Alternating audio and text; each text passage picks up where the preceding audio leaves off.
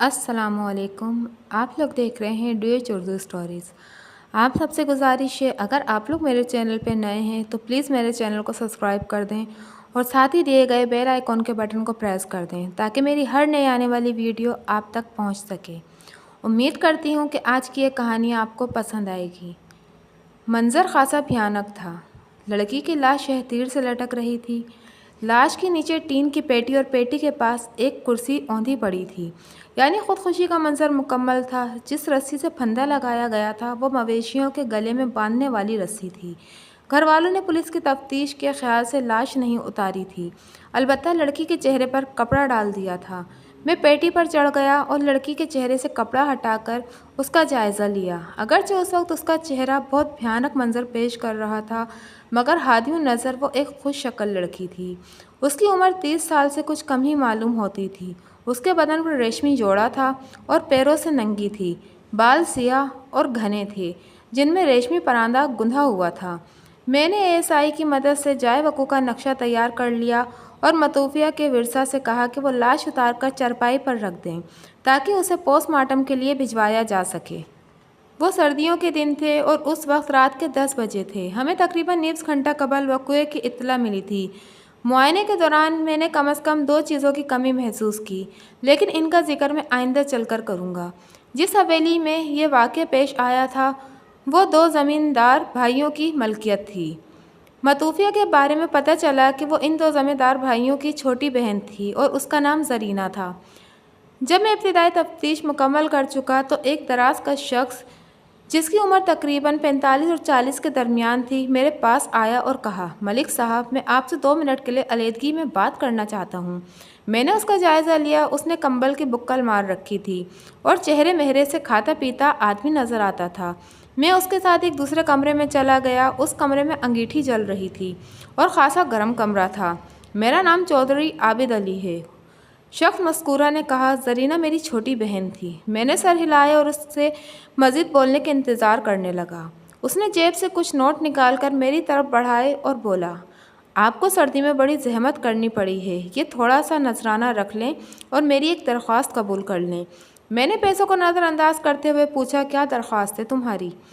हम इज़्ज़तदार लोग हैं, इस वाक़ये से हमारी बहुत बदनामी हो रही है। लोग तरह तरह की बातें कर रहे हैं। हम चाहते हैं कि सुबह तक ज़रीना का कफन दफन हो जाए, पहले पोस्टमार्टम होगा। ये गज़ब ना करें जी, उससे हमारी और ज़्यादा बदनामी होगी। जो होना था वो हो चुका। पोस्टमार्टम होने से हमारी बहन तो वापस नहीं आ जाएगी। चौधरी, हम सरकार के मुलाजिम हैं, हमें कानूनी कार्रवाई पूरी करनी पड़ेगी। लड़की पागल थी, चौधरी आबिद ने कहा। 3 साल से इधर उधर पागल खाने में थी। अशरफ 4 दिन पहले उसे घर लेकर आया था। आज उसने खुदकुशी कर ली। खुदकुशी का क्या सबूत है? लो जी, आप भी कमाल करते हैं, सब कुछ देखने के बाद भी सबूत पूछते हैं। चौधरी, ये कोई सबूत नहीं है। हो सकता है कि किसी ने उसे कत्ल करने के बाद उधर लटका दिया हो, जहर दे दिया हो या गला घोंट कर मार दिया हो। ऐसी कोई बात नहीं है जी, लड़की ने खुद ही अपनी जान ली है। यही मालूम करने के लिए तो पोस्टमार्टम किया जाता है कि बंदे ने खुद अपनी जान ली है या किसी ने उसे कत्ल किया है। ये इज्जत का मामला है जी, आप जितनी रकम कहें हम देने को तैयार हैं। आप पोस्टमार्टम के लिए ज़िद ना करें। लड़की ने खुदकुशी क्यों की है? जनाब, बताया तो है पागल थी। चौधरी, एक बात तो बता, कभी किसी घोड़े, गधे या भेड़ बकरी ने भी खुदकुशी की है? लो जी, कभी जानवरों ने भी खुदकुशी की है? मुझे मालूम था कि तुम यही जवाब दोगे। ज़रा गौर से मेरी बात सुनो। जब आदमी पागल हो जाता है तो वह जानवरों की तरह हो जाता है, इसलिए वो खुदकुशी नहीं कर सकता। खुदकुशी हमेशा होशो हवास रखने वाला करता है।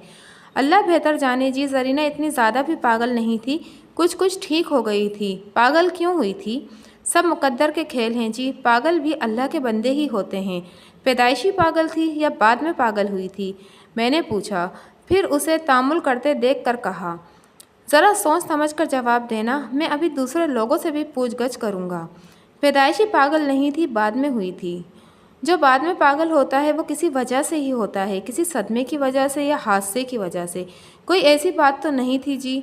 माँ के फौत होने के बाद परेशान रहती थी, यही सदमा था उसे। कदर तवक्कुफ़ के बाद उसने कहा, तो फिर जनाब कितने रकम पेश करूँ?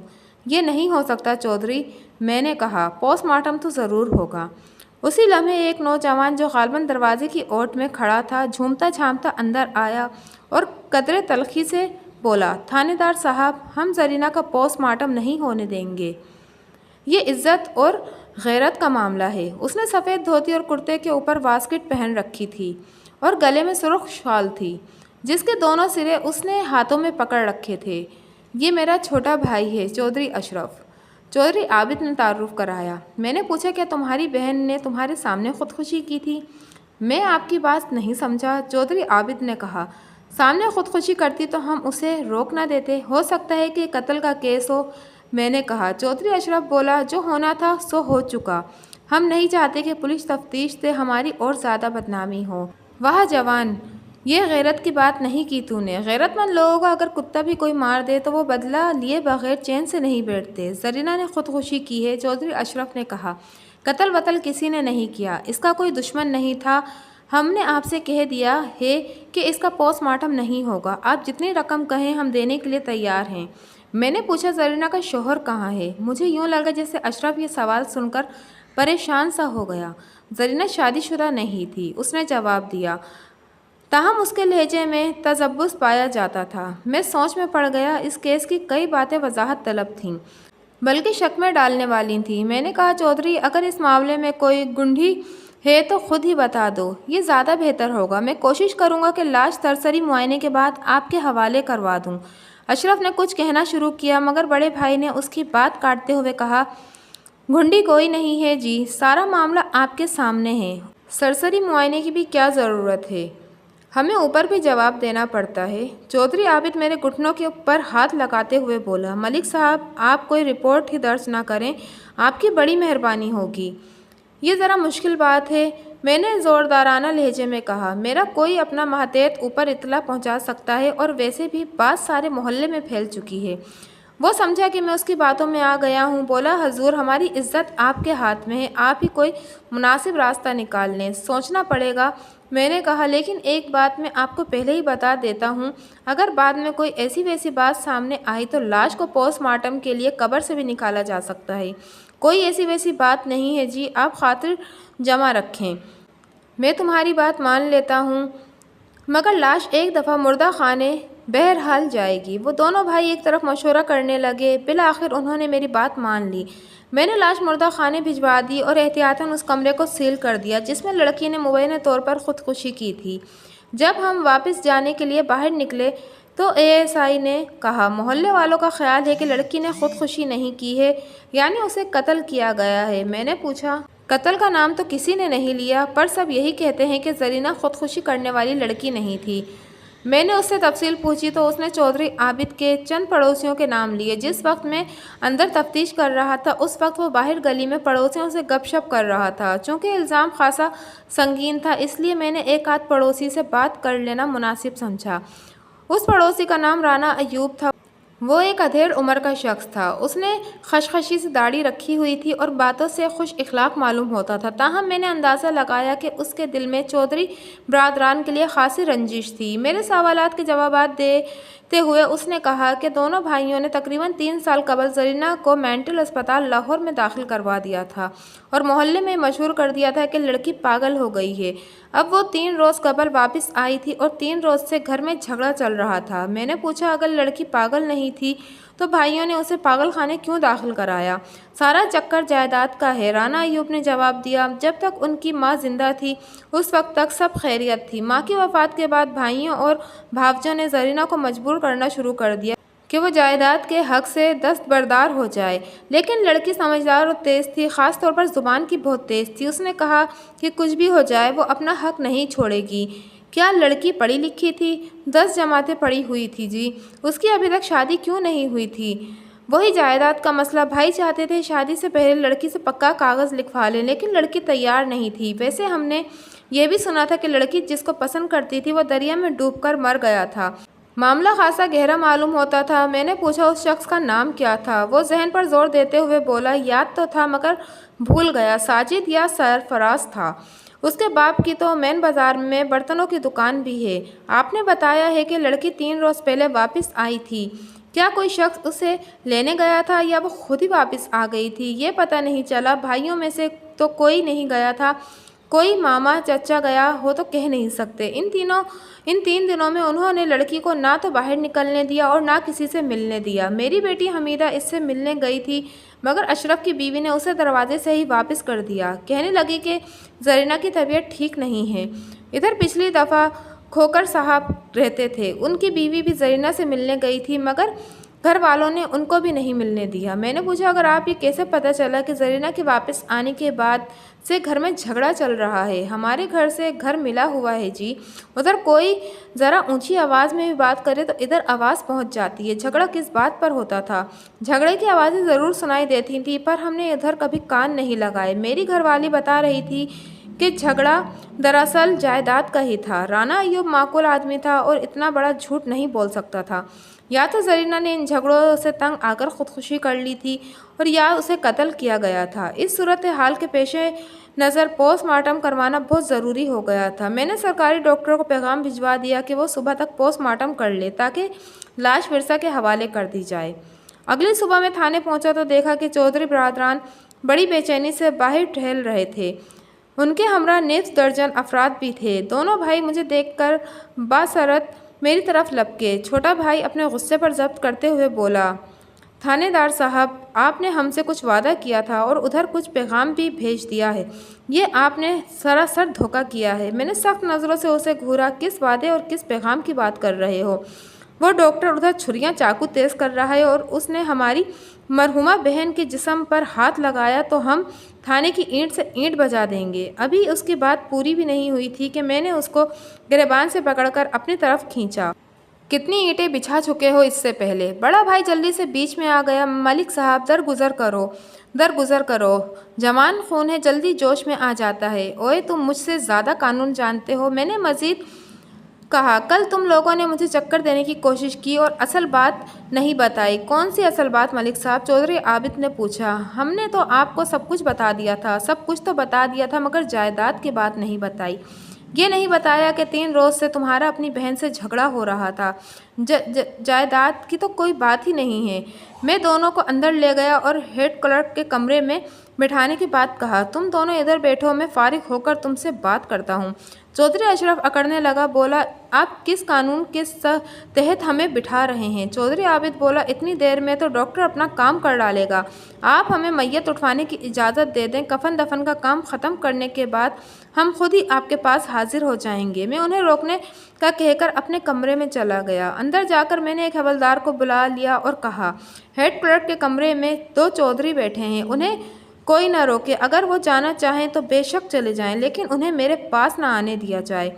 मैं बहुत मसरूफ़ हूँ। उसके बाद में एक आदमी को उसके पैगाम के साथ मुर्दा खाने भेज दिया। मतूफिया के पोस्टमार्टम में कोई ताख़ीर न की जाए। थोड़ी देर बाद बड़ा भाई चला गया और छोटा भाई थाने में शोर मचाता रहा, मगर किसी ने उसे मुझ तक नहीं पहुंचने दिया। तकरीबन 1.5 घंटे बाद पोस्टमार्टम की इब्तिदाई रिपोर्ट मौसूल हो गई।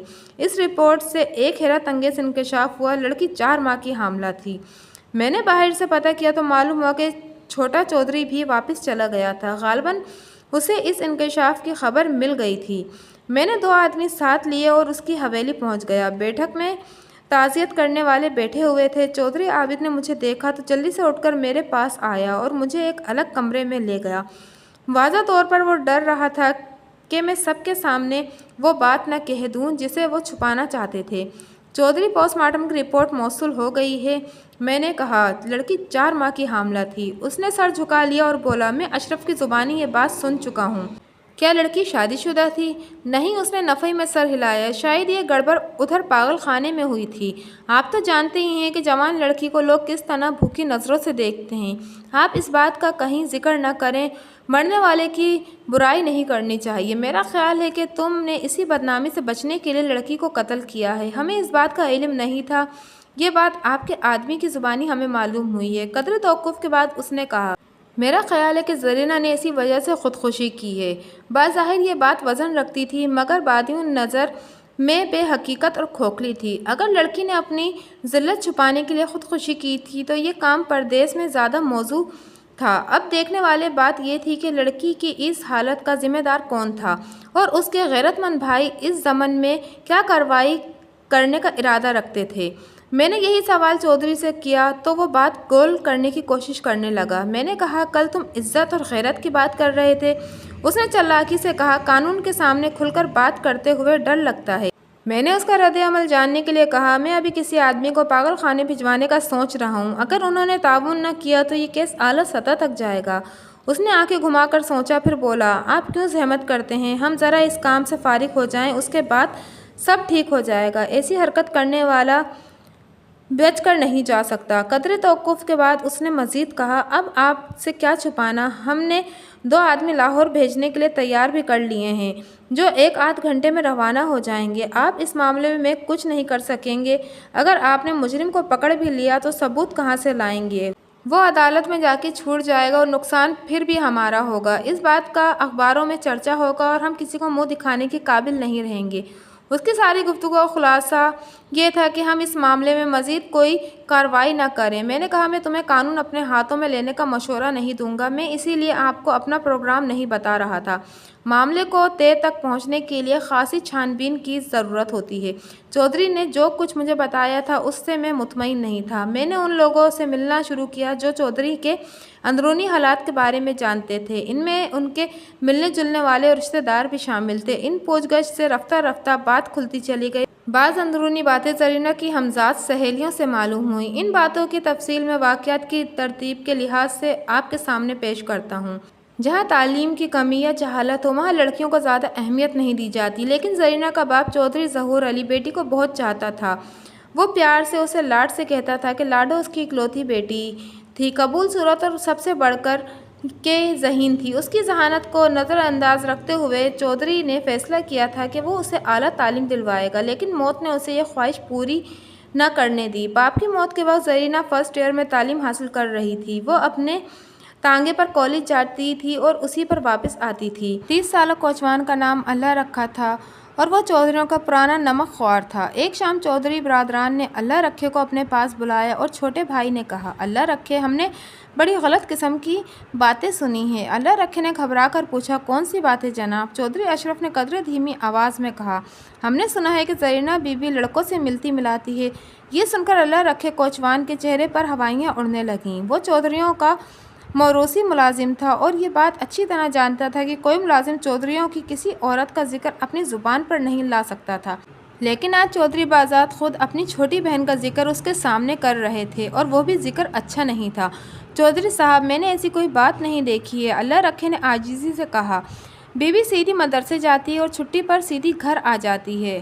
آج سے اپنی آنکھیں کھلی رکھنا، چودھری اشرف نے تہکمانہ لہجے میں کہا۔ اگر زرینہ بی بی کسی مرد سے بات کرتی ہوئی نظر آئے تو فوراً ہمیں خبر کر دینا۔ اللہ رکھا تذبذب کرتے ہوئے بولا جناب میں آپ کا چاکر، کمی کمین، آپ کی جوتیوں کا غلام، میں بی بی جی کے بارے میں کیسے زبان کھول سکتا ہوں؟ اوئے یہ ہمارا حکم ہے، اگر زبان نہیں کھولے گا تو زبان کاٹ دی جائے گی۔ چودھری نے جیب سے کچھ پیسے نکال کر اسے دیے اور کہا یہ لے، یہ پیسے رکھ لے، اپنے بچوں کے لیے کوئی مرونڈا شرونڈا لے کر چلے جانا، اور دیکھ اس بات کی کسی سے ذکر نہ کرنا، زرینہ کی ماں سے بھی نہیں۔ اللہ رکھے نے ڈرتے ڈرتے پیسے رکھ لیے۔ اسے معلوم تھا کہ بڑے چودھری صاحب کی وفات کے بعد چودرانی زرینہ کا بہت خیال رکھتی تھی اور بھائیوں کو اس کے خلاف کوئی بات نہیں کرنے دیتی تھی۔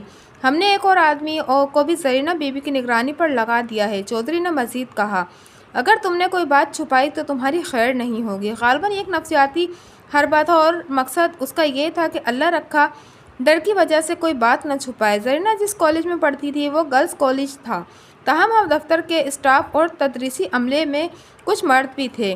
قبل ازیں اللہ رکھا زرینہ کو کالج کے سامنے اتار کر فوراً واپس چلا جاتا تھا، لیکن چودھری کی ہدایت کے بعد وہ زرینہ کو اتارنے کے بعد گھڑی دو گھڑی کے لیے رک جاتا اور اس وقت تک وہاں ٹھہرا رہتا جب تک زرینہ گیٹ میں داخل ہو کر نظروں سے اوجھل نہ ہو جاتی۔ چند روز کے بعد اس نے دیکھا کہ ایک خوش شکل نوجوان جو پہلے سے گیٹ کے پاس کھڑا تھا زرینہ کی طرف بڑھا اور کچھ بات کرنے کے لیے ایک کاغذ اس کے ہاتھ میں تھمایا۔ سیدھا سادہ اللہ رکھا ہی دیکھ کر چونکا۔ اس نے دل میں سوچا کہ چودھریوں کا شک بیجا نہ تھا۔ واپس پہنچ کر اس نے ڈرتے ڈرتے چودھری عابد کو یہ بات بتا دی۔ چودھری تو یہ بات سننے کے لیے تیار ہی بیٹھا تھا۔ اس نے چھوٹے بھائی اور ماں کو بھی بلا لیا اور اللہ رکھے سے کہا کہ وہ دوبارہ ساری بات بتائے۔ چودھری صاحب آپ خود ہی بتا دیں۔ اللہ رکھے نے ہاتھ جوڑے، جاہل ان پڑھ آدمی ہوں، میرے منہ سے کوئی غلط سلط بات نہ نکل جائے۔ اوئے کم عقلا، یہ بیان کا معاملہ ہے اور دیکھ گھبرانے کی ضرورت نہیں، جو کچھ تو نے دیکھا ہے وہ ٹھیک ٹھاک بتا دے۔ چودھرانی جی، میں آپ کا جدی پشتی نوکر ہوں، میں بی بی جی پر کوئی الزام نہیں لگا رہا، جو میں نے دیکھا ہے وہ بتا رہا ہوں۔ یہ کیا بکواس کر رہا ہے؟ چودھرانی نے غصے سے کہا۔ اب یہ کمی کمین ہماری بہو بیٹیوں پر الزام لگائیں گے۔ عابد پتر، تو نے اس کی زبان کیوں نہیں کھینچ لی؟ ماں، اس غریب کی زبان کھینچنے سے کچھ نہیں ہوگا، چودھری اشرف نے کہا۔ یہ ہمارا وفادار ہے، اس سے ہماری عزت کا خیال نہ ہوتا تو یہ اپنی زبان بند رکھتا اور دنیا کی زبانیں چلنے دیتا۔ آپ اس کی بات سن لیں، پھر کوئی فیصلہ کریں۔ اللہ رکھے پوری بات بتاؤ۔ اللہ رکھا ڈرتے ڈرتے بولا، آج میں بیوی جی کو کالج چھوڑ کر جانے لگا تو میں نے ایک نوجوان کو ان کی طرف جاتے دیکھا۔ میں سمجھا کوئی ایسی ویسی بات ہے، اس لیے میں رک گیا۔ جوان نے بیوی جی سے کوئی بات کی اور ایک کاغذ ان کے ہاتھ میں دے کر چلا گیا۔ چودھرانی نے حیرت اور غصے سے اللہ رکھے کی بات سنی اور پھر بولی، اللہ رکھیا، اگر یہ بات جھوٹی نکلی تو میں تیری ہڈی پسلی ایک کروا دوں گی۔ آ لینے دے میرے لاڈو کو۔ چودھری عابد نے اللہ رکھے کو باہر بھیج دیا اور ماں سے بولا، ماں جی، غصہ کرنے سے کچھ فائدہ نہیں ہوگا۔ اللہ رکھے نے جو کچھ بتایا ہے ہم اس کے بارے میں پہلے بھی سن چکے ہیں۔ پہلے ہمیں یقین نہیں آیا تھا مگر اب بات سچی معلوم ہوتی ہے۔ اللہ رکھا ہمارا پرانا ملازم ہے، یہ جھوٹ نہیں بول سکتا۔ کالج میں تو یہی ہوتا ہے، چودھری اشرف نے کہا۔ آج رکے بازی چل رہی ہے، کل کوئی اور گل کھلے گا۔ اس مسئلے کا ایک ہی حل ہے کہ زرینہ کو کالج نہیں جانے دیا جائے۔ دوپہر کے وقت جب زرینہ گھر پہنچی تو دونوں بھائیوں نے اپنا فیصلہ سنا دیا۔ کیوں؟ زرینہ نے تیز لہجے میں پوچھا۔ میں نے کیا گناہ کیا ہے؟ مجھے کالج جانے سے کوئی نہیں روک سکتا، ٹانگیں توڑ دوں گا اگر گھر سے باہر قدم نکالا، اشرف نے کہا۔ ہمیں تیرے رکے بازی کا سارا حال معلوم ہو گیا ہے۔ رکے بازی؟ زرینہ چونک کر بولی، کس رکے بازی کی بات کر رہے ہو؟ ذرا دیکھو اس کی دیدہ دلیری، آج صبح کالج کے گیٹ پر کسی نوجوان سے باتیں کر رہی تھی۔ میں باتیں کر رہی تھی؟ ہمیں الو بنانے کی کوشش نہیں کرو، اس لڑکے نے تمہیں ایک رکا بھی دیا تھا۔ لمحہ بھر کے لیے زرینہ کا چہرہ سرخ پڑ گیا، جیسے اس کی چوری پکڑی گئی ہو۔ وہ تو دفتر میں کام کرنے والے کسی کلرک کا بھائی تھا اور چونکہ مردوں کو اندر جانے کی اجازت نہیں تھی اس لیے اس نے کہا تھا کہ میں اس کے بھائی کو رکا پہنچا دوں۔ ماں نے پریشانی سے پوچھا، تو نے ایک غیر مرد کے ہاتھ سے رکا لے کر دوسرے غیر مرد کو پہنچایا؟ پہلے تو میں کچھ سمجھی نہیں کہ وہ کیا کہہ رہا ہے۔ زرینہ نے کہا، اس کے بھائی کے بچے کو چوٹ لگ گئی تھی، وہ چاہتا تھا کہ اس کا رکا اندر پہنچا دوں، میں نے اندر جا کر مائی کو رکا دے دیا۔ کہ جھوٹ بولتی ہے، اشرف نے کہا۔ اتنی ساری لڑکیوں میں صرف یہی رہ گئی تھی رکا پہنچانے کے لیے؟ جھوٹ تم بول رہے ہو۔ بہن پر الزام لگاتے ہوئے تمہیں شرم نہیں آتی؟ زیادہ بک بک کرنے کی ضرورت نہیں ہے، تم کل سے کالج نہیں جاؤ گی۔ ابا جی نے مجھے اعلیٰ تعلیم دلانے کا وعدہ کیا تھا، ابا جی کے لاڈ نے ہی تمہیں زیادہ خراب کیا ہے، بڑے بھائی نے کہا۔ اب تم ہماری ذمہ داری ہو، اگر کوئی اونچ نیچ ہو گئی تو لوگ ہمیں لعن طعن کریں گے۔ پر کیوں ہوگی اونچ نیچ؟ زرینہ نے چیخ کر کہا، میں جاہل گوار ہوں یا کوئی بازاری عورت ہوں؟ چپ ہو جاؤ، چھوٹے بھائی نے دھمکی آمیز لہجے میں کہا۔ ہمارے لیے یہ ایک ہی نمونہ کافی ہے۔ یہ کس نے میرے ساتھ دشمنی کی ہے، میرے خلاف سازش کی ہے، مجھے جان بوجھ کر بدنام کیا جا رہا ہے۔ میں بھی سوچ رہی تھی کہ اس لڑکے نے سب کچھ چھوڑ کر مجھے ہی کیوں رکا دیا ہے۔ میں کل اس کے بھائی کو پکڑوں گی۔ ماں، یہ کسی نے میرے چغلی لگائی ہے۔ ماں اللہ رکھا کا نام لینے لگی تو اشرف جلدی سے بولا، کوئی ضرورت نہیں کسی کا نام لینے کی، اگر یہ بات جھوٹ ہوتی تو پھر ہم چغلی لگانے والے کو پکڑتے۔ یہ رکا وصول کرنے کا اقرار کر چکی ہے۔ اگر تمہارے اندر غیرت ہے تو میرے ساتھ چلو، اس کلرک کے بھائی کو پکڑو جس نے مجھے رکا دیا تھا، میرے سامنے اس سے پوچھو کہ کیا بات ہے، اس نے مجھے کیوں رکا دیا تھا، کیا لکھا تھا اس میں۔ گند کو دبا ہی رہنے دو، تم نہیں پوچھو گے تو میں اپنی پرنسپل سے بات کروں گی۔ گند تمہارے دل میں ہے، میرا دل بالکل صاف ہے۔ زرینہ پر دم بدم ہسٹریائی کیفیت طاری ہو رہی تھی۔ میں پاگل نہیں ہوں، جاہل نہیں ہوں۔ ماں، تم بتاتی کیوں نہیں کہ کسی نے میری چغلی کی ہے؟ یہ کام اللہ رکھے کا ہے، ماں نے جواب دیا۔ یہ سن کر زرینہ کا غصہ فضو تر ہو گیا۔ اس نے ایک ملازمہ کو بھیج کر اللہ رکھے کو بلایا اور اس پر چڑھ دوڑی۔ ذلیل کمینے کتے، تو نے اپنے مالکوں پر ہی بھونکنا شروع کر دیا ہے۔ بے غیرت، مجھ پر تہمت لگانے سے پہلے مجھ سے بات تو کر لیتا۔ اللہ رکھا سر جھکائے چپ کھڑا تھا، وہ بولتا بھی کیا؟ چودھری برادران نے اسے منہ بند رکھنے کی تاکید کی تھی۔ زرینہ نے اسے چپ دیکھ کر دو چار تھپڑ اس کے منہ پر مارے۔ حرام خور، چپ کیوں کھڑا ہے، بولتا کیوں نہیں؟ اشرف نے بہن کا بازو پکڑ کر ایک طرف کیا اور اللہ رکھے کو واپس بھیجنے کے بعد بولا، بہت تماشا ہو گیا، اب اپنا منہ بند کر لے ورنہ اچھا نہیں ہوگا۔ زرینہ نے ایک جھٹکے سے اپنا بازو چھڑایا اور چینک کر بولی، جب تک ماں زندہ ہے مجھ پر کوئی پابندی نہیں لگا سکتا۔ میں دیکھوں گی کہ کون مجھے کالج جانے سے روکتا ہے۔ لیکن اس کا سارا زور بولنے تک محدود رہا۔ بھائی زور آور تھے، ماں بھی ان کے سامنے بولنے سے گریز کرتی تھی۔ بھائیوں نے زرینہ کی تمام کاپیاں کتابیں بوری میں ڈال کر غائب کروا دیں اور اس کے احتجاج کے باوجود اسے کالج نہیں جانے دیا۔ زرینہ کئی روز تک اسی غم میں روتی رہی۔ اس نے کھانا پینا اور اچھے کپڑے پہننا چھوڑ دیا۔ بال بکھیرے دیوانوں کی طرح حویلی میں بے چین پھرتی رہتی۔ اگر کوئی ملنے آتا تو اسے رو رو کر بھائیوں کی زیادتیوں کے بارے میں بتاتی۔ بالآخر اس کی بھابھیوں نے یہ کہنا شروع کر دیا کہ یہ بیچاری کے دماغ پر اثر ہو گیا ہے، پاگل ہو گئی ہے، ہر وقت الٹی سیدھی باتیں کرتی رہتی ہے۔ پھر بھائیوں نے بھی یہی کہنا شروع کر دیا اور زرینہ کے باہر جانے پر پابندی لگا دی۔ اگر ایک ذہین و فطین لڑکی کو گھر میں قید کر دیا جائے تو اس کی ترقی کے راستے بند کر دیے جائیں تو وہ سچ مچ پاگلوں جیسی ہو جاتی ہے اور پاگلوں جیسی نظر آنے لگتی ہے۔ زرینہ کی حالت بھی کچھ ایسی ہی ہو گئی تھی۔ کچھ عرصے بعد بھائیوں نے برادری کے ایک معمولی پڑھے لکھے نوجوان سے زرینہ کا رشتہ طے کر دیا۔ اس رشتے کی پہلی شرط یہ تھی کہ زرینہ کو جائیداد میں سے حصہ نہیں ملے گا۔ نوجوان نے شرط قبول کر لی۔ جب زرینہ کو یہ بات معلوم ہوئی تو اس نے چیخ چیخ کر پورا گھر سر پر اٹھا لیا۔ اسے نہ مذکورہ رشتہ منظور تھا اور نہ وہ جائیداد سے دستبردار ہونے کے لیے تیار تھی۔ اس کے احتجاج سے صرف اتنا فائدہ ہوا کہ لڑکے والوں نے رشتے سے انکار کر دیا۔ ایک روز بڑے بھائی نے زرینہ کو علیحدگی میں بلا کر کہا، زرینہ مجھے تمہاری بہت فکر ہے۔ میں دیکھ رہا ہوں کہ گھریلو جھگڑوں کی وجہ سے تمہاری زندگی برباد ہو رہی ہے اور تمہاری شادی کی عمر بھی نکلی جا رہی ہے۔ اگر تم میرے ساتھ تعاون کرنے کا وعدہ کرو تو میں سب ٹھیک کر لوں گا۔ زرینہ نے دکھی لہجے میں کہا، آج آپ کو اپنی پاگل بہن کیسے یاد آ گئی؟ میں تمہارا دشمن نہیں ہوں، مجھے تمہارا بہت خیال ہے، لیکن تم کسی بات کو سنتی نہیں ہو۔ ادھر وہ اشرف بھی اپنی ضد پر اڑا ہے، اس طرح کیسے کام بنے گا؟ میں کون سی بات نہیں سنتی؟ اپنے آپ کو بنا سنوار کر رکھا کرو اور ملنے جلنے والوں سے سوچ سمجھ کر بات کیا کرو۔ اچھا آپ میرے اوپر ظلم کرتے رہیں اور میں منہ سے آواز بھی نہ نکالوں۔ دراصل اشرف کو تم سے ضد ہو گئی ہے، وہ تمہیں جائیداد میں حصہ نہیں دینا چاہتا۔ اگر تم جائیداد سے دستبرداری لکھ دو تو میں تمہیں دوبارہ کالج میں داخل کروا دیتا ہوں۔ میں لکھ دوں گی۔ زرینہ تعلیم جاری رکھنے کی بات سن کر خوش ہو گئی۔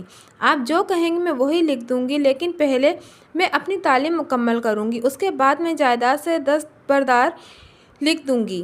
بھائی آپ نے پوچھا، پہلے لکھنے میں کیا حرج ہے؟ مجھے آپ پر بھروسہ نہیں رہا۔ زرینہ نے صاف جواب دیا، آپ مجھ پر بہت ظلم کر چکے ہیں۔ چودھری عابد نے چھوٹے بھائی سے مشورہ کیا اور زرینہ کو کالج جانے کی اجازت دے دی۔ دونوں کی نیت اچھی نہیں تھی، ان کی نظر فقط جائیداد پر تھی۔ زرینہ کا 1 سال ضائع ہو چکا تھا، تاہم اس نے اس نقصان کو بھلا دیا اور کالج میں داخلہ لے کر پھر سے محنت شروع کر دی۔ باہر کی فضا میں قدم رکھنے کے بعد اس نے غیر شعوری طور پر کسی سہارے کی تلاش شروع کر دی۔ اس کی یہ خواہش بالکل نیچرل تھی، کیونکہ اس کے بھائی جنہیں قدرت نے اس کا سہارا بنایا تھا وہی اس کے دشمن بن چکے تھے۔ لے دیکھے ایک ماں تھی جو بیٹوں سے دبی رہتی تھی۔ زرینہ خود بھی کمزور تھی، بھائیوں کا مقابلہ نہیں کر سکتی تھی۔ اس غیر شعور خواہش کے نتیجے میں زرینہ اپنی ایک کلاس فیلو کے بھائی کی طرف مائل ہونا شروع ہو گئی، جو ایک سلجھا ہوا نوجوان تھا اور BA فائنل میں پڑھتا تھا۔ اس کا نام ساجد تھا، اس کی بہن کا نام صادقہ تھا۔ شروع میں زرینہ صادقہ کے دوست سے ساجد سے بات چیت کرتی تھی، پھر رفتہ رفتہ دونوں قریب آ گئے اور درمیانی واسطے کی ضرورت نہ رہی۔ دونوں کی ملاقاتیں ہمیشہ صادقہ کے گھر پہ ہی ہوا کرتی تھیں۔ ساجد چونکہ فائنل ایئر میں پڑھتا تھا اس لیے وہ دونوں کو پڑھائی میں مدد بھی دیتا تھا اور یہ لڑکیوں کے ساتھ مل کر بیٹھنے کا ایک معقول بہانہ تھا۔ صادقہ دونوں کو گاہے گاہے تنہائی بھی فراہم کر دیا کرتی تھی۔ جب بے تکلفی بڑھی تو زرینہ نے ساجد کو اپنے بھائیوں کی زیادتیوں کے بارے میں بتانا شروع کر دیا۔ ساجد نے اسے حوصلہ دیا اور کہا کہ وہ ضرورت پڑنے پر اس کا پورا ساتھ دے گا اور زرینہ اس کی باتوں سے بڑی ہمت محسوس کرنے لگی۔ جب اس کے سالانہ امتحان کے دن قریب آئے تو ایک روز بڑے بھائی نے کہا، زرینہ ہم نے اپنے وعدے کے مطابق تمہیں تعلیم حاصل کرنے کی پوری اجازت دے دی ہے، اب تم اپنے وعدے کے مطابق کاغذ پر دستخط کر دو۔ زرینہ نے کہا، میں نے تعلیم مکمل کرنے کے بعد دستخط کرنے کا وعدہ کیا تھا۔ اس کی فکر نہیں کرو، تمہاری تعلیم کی ذمہ دار میں ہوں، تمہاری تعلیم چلتی رہے گی، میں 4 آدمیوں کے سامنے تمہیں زبان دینے کے لیے تیار ہوں۔ زرینہ کچھ نرم پڑ گئی۔ اس نے کہا کہ وہ ماں سے مشورہ کرنے کے بعد کوئی فیصلہ کرے گی۔ اسے یہ بھی ڈر تھا کہ اس کے انکار کی وجہ سے بھائی کہیں اسے دوبارہ گھر میں نہ بٹھا دیں۔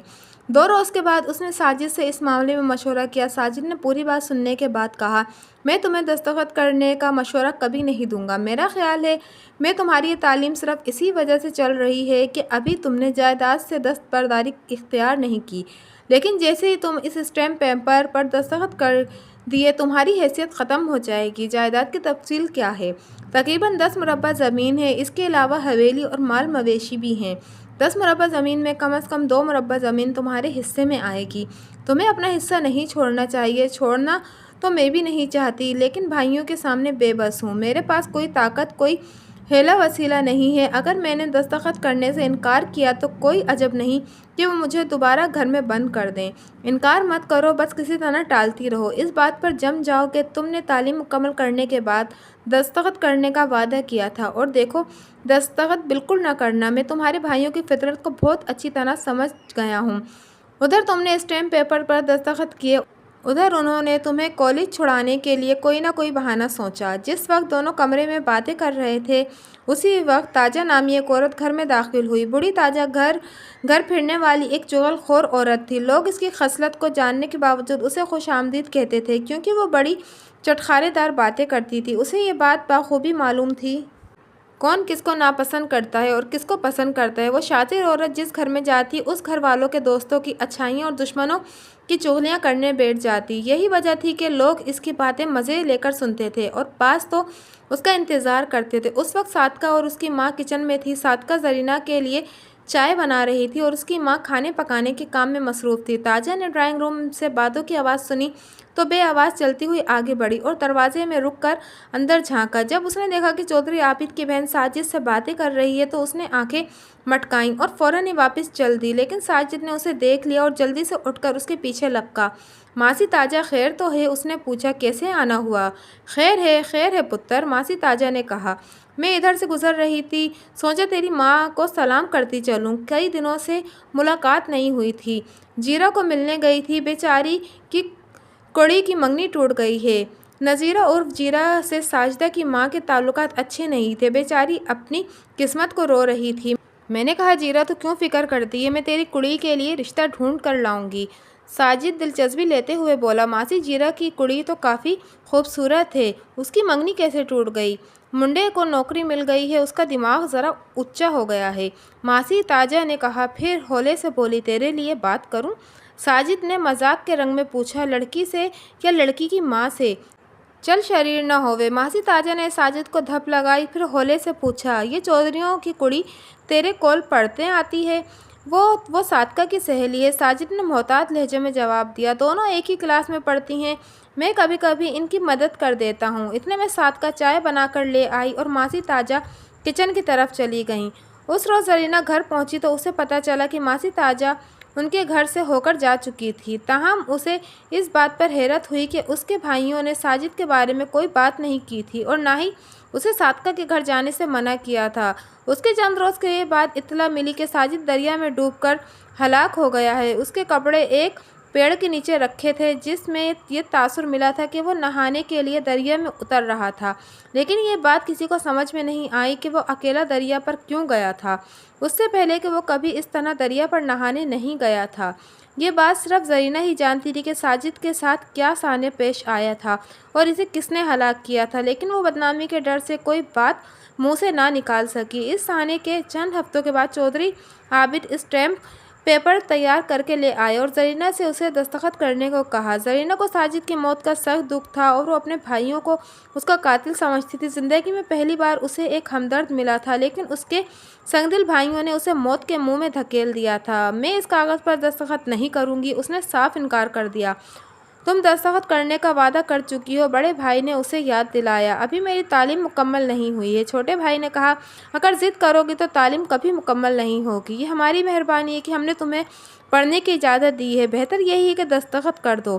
آپ لوگ یہ زمین مجھ سے چھیننا چاہتے ہیں؟ زرینہ نے جاننا چاہا کہ اس پر میرا حق نہیں ہے؟ کیا باپ کی وراثت میں لڑکیوں کا حصہ نہیں ہوتا؟ لڑکیوں کو پرائے گھر جانا ہوتا ہے، لیکن جدی پشتی جائیداد پرائے گھر نہیں جا سکتی۔ میں جاہل نہیں ہوں، مجھے بھی قانون آتا ہے۔ لڑکیوں کو ان کے حصے سے محروم نہیں کیا جا سکتا۔ کسی قانون میں نہیں لکھا کہ اگر لڑکیوں کو پرائے گھر جانا ہو تو اس کا حق مار لو۔ زیادہ بڑبڑ نہیں کرو، ہم کتابوں کے قانون کو نہیں مانتے ہیں، اللہ کے قانون کو بھی نہیں مانتے۔ زرینہ نے تیز لہجے میں پوچھا، کیا اللہ نے بیٹیوں کا حصہ نہیں رکھا؟ کیا بیٹیوں کو روپے پیسے کی ضرورت نہیں ہوتی؟ آپ کیوں نہیں اپنا حصہ میرے نام لکھ دیتے؟ چھوٹے بھائی نے زرینہ کے بال پکڑ لیے۔ بہت ہو گئی، باتیں دستخط کرتی ہے یا نہیں؟ ماں نے کہا بیٹی ضد نہ کرو، دستخط کر دو، یہ لوگ تیری جان نہیں چھوڑیں گے، لاؤ کاغذ مجھے دو، زرینہ نے کہا۔ چھوٹے بھائی نے بال چھوڑ دیے اور اسٹیمپ پیپر زرینہ کی طرف بڑھایا۔ زرینہ نے اس کے ہاتھ سے اسٹیمپ پیپر لیا اور اچانک اس کے ٹکڑے ٹکڑے کر دیا۔ اشرف نے بے اختیار اس کے منہ پر تھپڑ مار دیا۔ مارو اور مارو، زرینہ چیخ پڑی، ٹکڑے کر دو لیکن میں اپنا حصہ تمہارے حوالے نہیں کروں گی، تم قاتل ہو، خونی ہو، خدا کے عذاب سے ڈرو، یہ سب کچھ یہیں رہ جائے گا، قبر میں صرف اعمال جائیں گے۔ اشرف کا غصہ فضو تر ہو گیا، وہ تھپڑوں لاتوں سے زرینہ کی پٹائی کرنے لگا۔ ماں چیخنے لگی۔ بڑے بھائی نے اشرف کو ایک طرف ہٹا دیا اور کہا ہم سے بڑی غلطی ہوئی ہے، اس کو پڑھائی کی اجازت نہیں دینی چاہیے تھی، میں نے تو آپ کو پہلے ہی منع کیا تھا۔ اشرف نے کہا 10 جماعتیں کیا پڑھ گئی ہے، دماغ آسمان پر پہنچ گیا ہے، ہمیں قانون پڑھانے آئی ہے۔ بڑے بھائی نے کہا کل سے تم کالج نہیں جاؤ گی بلکہ گھر سے باہر بھی نہیں نکلو گی۔ دونوں بھائی باہر نکل گئے اور کمرے میں ماں بیٹی کی سسکیاں ابھرنے لگیں۔ اس دفعہ زرینہ پر جو پابندی لگائی گئی وہ پہلے سے بھی زیادہ سخت تھی۔ بھائیوں نے اپنی بیویوں سے کہہ دیا تھا کہ وہ زرینہ سے خوب کام لیں اور اس کے ساتھ کوئی نرمی نہ برتیں۔ اب احتجاج کرنا بیکار تھا کیونکہ بھائی پوری طرح دشمنی پر اتر آئے تھے۔ کچھ عرصے بعد بھابھیوں نے زرینہ کو ساجد کے طعنے دینا شروع کر دیے، اس پر بہرہ روی کے الزامات لگانا شروع کر دیے۔ ان کے طعنوں کے مطابق زرینہ بری اور آوارہ لڑکی تھی، لڑکوں سے یاریاں لگانے کے لیے کالج جاتی تھی، اس کی وجہ سے خاندان کی ناک کٹ گئی تھی۔ زرینہ اگر ان باتوں کا جواب دیتی تو بھائیوں کے عتاب کا نشانہ بنتی۔ زرینہ کی ماں ان باتوں کی وجہ سے سخت پریشان تھی، اس نے 2-3 جگہوں پر بیٹی کے رشتے کی بات چلائی مگر ان کی بہوؤں نے ہر دفعہ لڑکے والوں کو بدظن کر دیا۔ انہوں نے برادری میں یہ مشہور کر دیا تھا کہ لڑکی آوارہ بدچلن اور نیم پاگل ہے۔ ان باتوں نے زرینہ کو واقعی نیم پاگل بنا دیا تھا۔ وہ ایک بار پھر اجڑی اجڑی سی حالت میں رہنے لگی۔ ماں کے سوا کوئی اس کو تسلی دینے والا نہیں تھا۔ ماں کے دل پر ان باتوں کا بہت صدمہ تھا لیکن اس کا کوئی بس نہیں چلتا تھا۔ بالآخر شوہر کی وفات کے 4 سال بعد اس کا بھی انتقال ہو گیا۔ ماں کی وفات کے بعد زرینہ بالکل بے سہارا ہو گئی۔ بھابھیوں نے اسے پہلے سے زیادہ دکھ دینے شروع کر دیے، وہ ہر وقت طعنوں سے اس کا سینہ چھلنی کرتی رہتی۔ زرینہ زیادہ تر خاموش رہتی لیکن جب اس کی قوت برداشت جواب دے جاتی تو پھر پھٹ پڑتی اور چیخ چیخ کر سارا گھر سر پر اٹھا لیتی۔ پھر نہ تو وہ کسی کی دھمکی سے گھبراتی اور نہ ہی مارنے یا مرنے سے ڈرتی۔ جس انسان کی بات سننے والا کوئی نہ ہو اس کی ایسی ہی کیفیت ہوتی ہے، پھر وہ اپنی بات نہیں سناتا، فقط اپنے دل کی بھڑاس نکالتا ہے۔ ایک شام بڑے بھائی نے زرینہ سے کہا اگر تم ان حرکتوں سے باز نہیں آؤ گی تو میں تمہیں پاگل خانے جمع کروا دوں گا۔ کروا دو، زرینہ نے بھررائی ہوئی آواز میں کہا، آج ہی کروا دو، اگر میں پاگل ہوں تو یہ بھی یاد رکھو تم لوگوں نے مجھے پاگل کیا ہے، وہ پاگل خانہ اس عذاب خانے سے بہرحال اچھا ہوگا۔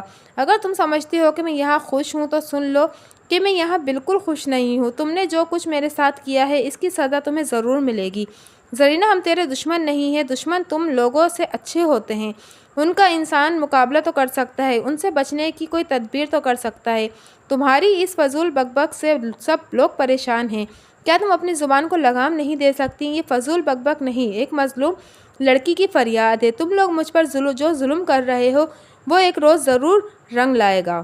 اگر تم میرے ساتھ تعاون کرتی تو یہاں تک نوبت نہ پہنچتی اور اب تک تمہاری تعلیم بھی مکمل ہو چکی ہوتی۔ تمہارے ساتھ جو کچھ ہوا ہے اس میں تمہاری زبان درازی کا زیادہ قصور ہے، اگر تم اس زبان درازی سے باز نہیں آؤ گی تو اپنا اور زیادہ نقصان کرو گی۔ میں زبان دراز ہوں، فضول بک بک کرتی ہوں۔ زرینہ پھٹ پڑی، تم اور تمہاری بیویاں تو بڑی خوش گفتار اور پارسا ہیں، مجھے پاگل آوارہ کس نے مشہور کیا ہے، میری شادی میں کس نے روڑے اٹکائے، صبح شام کون طعنوں سے میرا سینہ چھلنی کرتا ہے، میرے حصے کی جائیداد پر کس کی نظریں لگی ہوئی ہیں، میرے احتجاج کو فضول بک بک کہتے ہو، مجھے پاگل خانے میں جمع کروانے کی دھمکیاں دیتے ہو۔ میں انسان ہوں، مال مویشی نہیں ہوں، میں اپنے دکھ سکھ کس کو بتاؤں؟ تم بھائی ہو، میرے دشمن بنے ہوئے ہو، اپنی بیویوں کو میرے پیچھے لگا رکھا ہے، میرے داد فریاد تمہیں سنائی نہیں دیتی، مجھے بتاؤ میں کس کے سامنے جا کر روں، کس سے انصاف چاہوں؟ مجھے قیدیوں کی طرح اس گھر میں بند کر رکھا ہے، نہ باہر جا سکتی ہوں، نہ کسی سے مل سکتی ہوں، کسی گھر آئے مہمان کے پاس بیٹھتی ہوں تو تمہاری بیویاں کام کے بہانے اٹھا دیتی ہیں،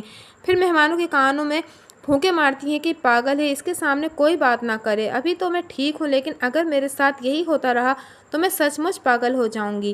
اشرف ٹھیک کہتا ہے کہ تمہارے ساتھ تو بات کرنا ہی فضول ہے، تم کسی کی بات سنتی ہی نہیں، میری بات تو جیسے سب ہی سنتے ہیں، ہمارا اب اس کے ساتھ گزارا نہیں ہو سکتا۔ عابد کی بیوی نے ولایت بیگم سے کہا، یہ اس گھر میں رہے گی اور کیا میں رہوں گی؟ نہیں گزارا ہوتا تو چلی جاؤ یہاں سے۔ زرینہ نے کہا، اپنے باپ سے کہو کہ تمہیں بنگلہ بنا دے، یہ میرے باپ کا گھر ہے، یہاں سے مجھے کوئی نہیں نکال سکتا۔ دیکھا کیسی زبان چلتی ہے اس چڑیل کی، اسی وجہ سے کوئی اس کا رشتہ قبول نہیں کرتا۔ اچھی ہوتی تو اب تک اس کا گھر آباد ہو چکا ہوتا۔ جہاں بھائیوں کی نظریں جائیداد پر لگی ہوں وہاں بہنوں کی شادیاں نہیں ہوا کرتی۔ نند اور بھاوج میں تلخ جملوں کا تبادلہ ہونے لگا۔ خود غرض بھائی نے اپنی بیوی کو دوسرے کمرے میں بھیج دیا اور بہن سے کہا، میں تمہیں آخری موقع دے رہا ہوں، اس لیے غور سے میری بات سنو۔ میں نے تمہارے لیے ایک بہت اچھا رشتہ دیکھا ہے، لڑکا پڑھا لکھا ہے اور کھاتے پیتے خاندان سے تعلق رکھتا ہے۔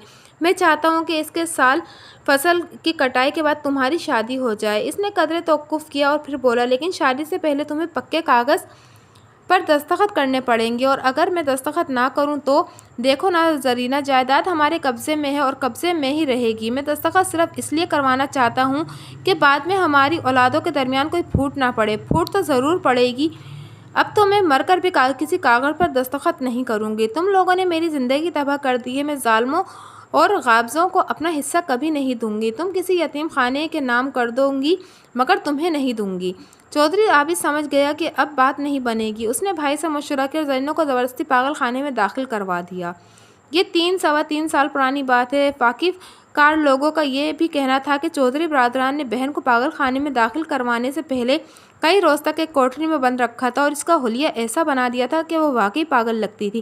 یہ تمام واقعات جو آپ اوپر پڑھ چکے ہیں، یہ تقریباً 25-30 افراد سے پوچھ گچھ کے بعد میرے علم میں آئے تھے۔ اس دوران ان میں سے ایک ASI کو لاہور روانہ کر دیا گیا تھا تاکہ وہ مینٹل ہاسپٹل سے زرینہ کے بارے میں پوچھ کر آئے۔ جیسا کہ میں نے شروع میں کہا تھا کہ وقوعے کے معائنے کے دوران مجھے 2 چیزوں کی کمی محسوس ہوئی تھی۔ پہلی کمی میں نے یہ دیکھی کہ جس شہتیر سے رسی بندھی ہوئی تھی وہ خاصا اونچا تھا۔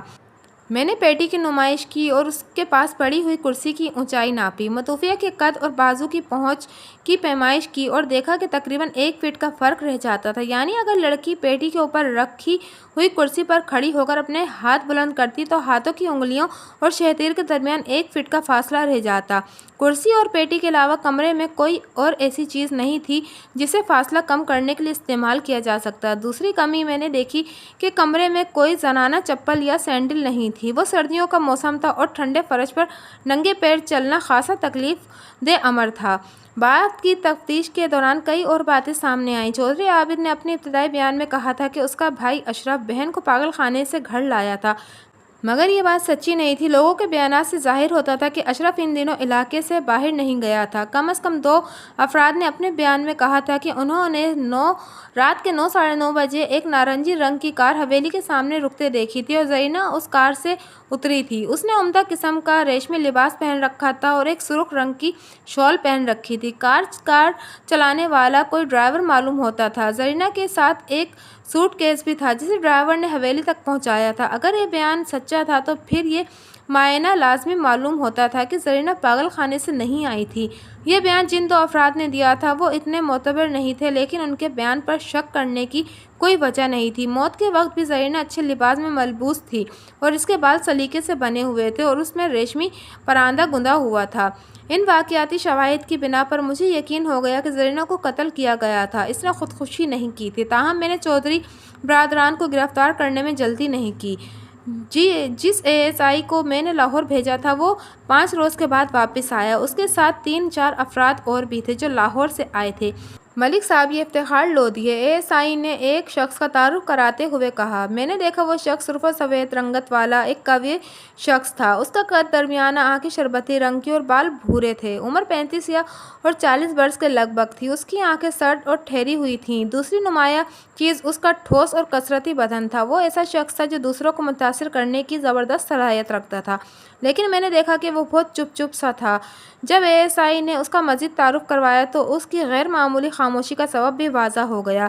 یہ متوفیہ زرینہ بیگم کے شوہر ہیں۔ ASI نے مزید کہا، مجھے دیر اس لیے ہو گئی کہ لودھی صاحب کاروبار کے سلسلے میں کراچی گئے ہوئے تھے۔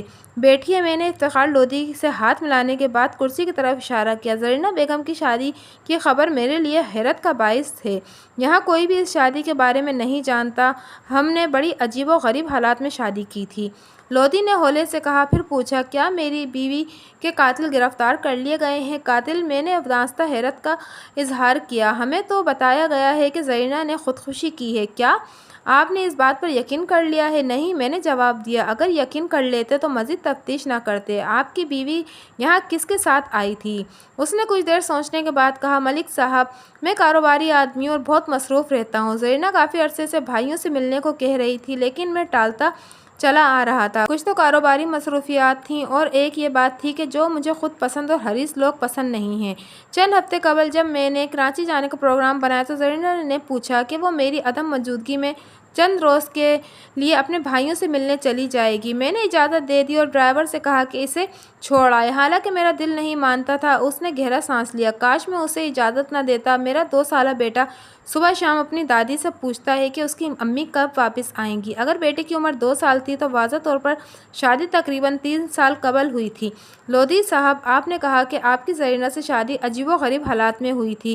کیا آپ اس کی تفصیل بتانا پسند کریں گے؟ میرا سوال سن کر وہ خیالوں میں گم ہو گیا۔ ایک طویل توقف کے بعد اس نے کہا کہ عرصہ 10 سال قبل اس کی شادی اپنے رشتہ داروں میں ہوئی تھی۔ اس کی بیوی نہایت حسین اور پڑھی لکھی تھی۔ اس شادی پر وہ بہت خوش تھا اور خود کو دنیا کے خوش قسمت انسانوں میں سمجھتا تھا، لیکن جب حسین بیوی سے واسطہ پڑا تو ساری خوش قسمتی بھول گیا۔ اس کی بیوی نہایت غصے والی اور تیز مزاج تھی۔ اس نے 3 سالوں میں لودھی کی زندگی عذاب بنا دی اور بالآخر دونوں میں علیحدگی ہو گئی۔ اس سانحے کی وجہ سے لودھی کو حسین لڑکیوں سے نفرت ہو گئی۔ بیوی سے علیحدگی کے بعد اس نے فیصلہ کیا کہ وہ اول تو شادی نہیں کرے گا اور اگر کرے گا تو کسی غریب اور قبول صورت لڑکی سے۔ 3 سال قبل اسے ایک دوست نے ہمراہ اتفاقاً مینٹل اسپتال جانا پڑا۔ وہاں اس کے دوست کا کوئی عزیز علاج کے لیے داخل تھا۔ اسپتال کے اندرونی حصے سے کسی عورت کے چیخنے کی آوازیں آ رہی تھیں۔ لودھی نے ایک ڈاکٹر سے ان چیخوں کے بارے میں پوچھا تو اس نے بے پرواہی سے کہا، یہ چیخیں یہاں کے معاملات میں کا حصہ ہیں۔ اگر ہم ان چیخوں کی طرف دھیان دینے لگے تو خود بھی پاگل ہو جائیں گے۔ ڈاکٹر تو بات ختم کر کے اس طرف چلا گیا، مگر لودھی سے نہ رہ گئے۔ وہ اسپتال کے اندر چلا گیا۔ وہاں اس نے دیکھا کہ 2 مرد اٹینڈنٹ ایک نوجوان لڑکی کو کھینچ کر ایک طرف جانے کی کوشش کر رہے ہیں۔ لڑکی کے بال بکھرے ہوئے تھے اور بری طرح چیخ رہی تھی، کشمکش کر رہی تھی، مردوں کی منتیں کر رہی تھی اور کہہ رہی تھی کہ میں پاگل نہیں ہوں، میں پاگل نہیں ہوں، خدا کے لیے مجھے بجلی کا جھٹکا نہ لگاؤ، میں تمہیں خدا اور رسول کا واسطہ دیتی ہوں، تمہارے پیروں کو ہاتھ لگاتی ہوں، میں پاگل نہیں ہوں، مجھے بجلی کا جھٹکا نہیں لگاؤ۔ لیکن وہ دونوں مرد اور لڑکی کی چیخو پکار سے بے نیاز اسے یوں کھینچ رہے تھے جس طرح کوئی قصائی بکری کو قربان گاہ میں کھینچ لے جاتا ہے۔ جس حال کی طرف لڑکی کو کھینچ کر لے جایا جا رہا تھا اس کے فرش پر درجن بھر مرد اور عورتیں اوندھے پڑے تھے، ان کے منہ سے جھاگ نکل رہا تھا اور کسی کے ہاتھوں پیروں میں ریشہ تاری تھا۔ لودھی نے لڑکی کو کھینچنے والے مردوں سے پوچھا، اس لڑکی کو کہاں لے جا رہے ہو؟ بجلی کا جھٹکا لگوانے، ایک مرد نے جواب دیا۔ یہ تو کہہ رہی ہے کہ میں پاگل نہیں ہوں، یہاں سب یہی کہتے ہیں، ذرا چھوڑو تو اسے۔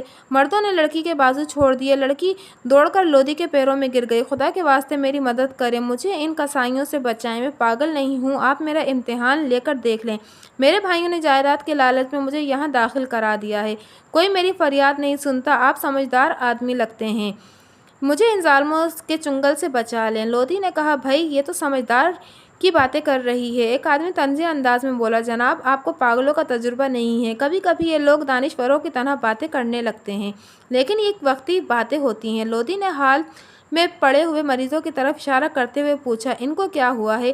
ان کو بجلی کے جھٹکے لگائے گئے ہیں۔ لڑکی ہاتھ جوڑتے ہوئے بولی، مجھے بچائیے صاحب، مجھے بچائیے، میں پاگل نہیں ہوں۔ لودھی لڑکی کو اسپتال کے انچارج کے پاس لے گیا اور کہا، ڈاکٹر یہ لڑکی پاگل نہیں ہے، اسے یہاں کیوں رکھا گیا ہے؟ آپ اس لڑکی کے کیا لگتے ہیں؟ ڈاکٹر نے جاننا چاہا۔ لودھی نے اپنا تعارف کرایا۔ اس کا باپ ایک معروف اور کاروباری آدمی تھا۔ وہ اس تعارف سے متاثر ہوا اور اس لڑکی کی فائل منگوا کر دیکھی۔ لودھی صاحب، اس لڑکی کا نام زرینہ ہے اور اسے اس کے ورثاء نے پاگل قرار دیتے ہوئے یہاں داخل کرایا ہے۔ میں پاگل نہیں ہوں، زرینہ نے کہا، میرے ماں باپ فوت ہو چکے ہیں اور بھائی ساری جائیداد پر قبضہ کرنا چاہتے ہیں۔ لو جی، اس کے پاگل ہونے کا ثبوت مل گیا۔ ڈاکٹر نے کہا، یہ کہتی ہے کہ اس کے ماں باپ فوت ہو چکے ہیں اور ہماری ریکارڈ کے مطابق اس کا باپ اسے خود یہاں داخل کروا کے گیا ہے۔ یہ جھوٹ ہے، زرینہ زور سے بولی۔ صبر صبر، لودھی نے زرینہ سے کہا، زور سے نہ بولو ورنہ ڈاکٹر صاحب کہیں گے کہ یہ تمہارے پاگل پن کا دوسرا ثبوت ہے۔ زرینہ چپ ہو گئی، پھر ہولے سے بولی، صرف ایک بات کہنا چاہتی ہوں، اس کے بعد نہیں بولوں گی۔ آپ اپنے ذرائع سے میرے ابا جی کے بارے میں تحقیق کروا لیں، اگر وہ زندہ ثابت ہوں تو پھر بے شک میں پاگل ہوں، اگر یہ ثابت ہو کہ وہ مر چکے ہیں تو پھر مجھے رہا کر دیں۔ ڈاکٹر نے آنکھیں پھیلا کر زرینہ کی طرف دیکھا اور اس کی دلیل سے خاصا متاثر ہوا تھا۔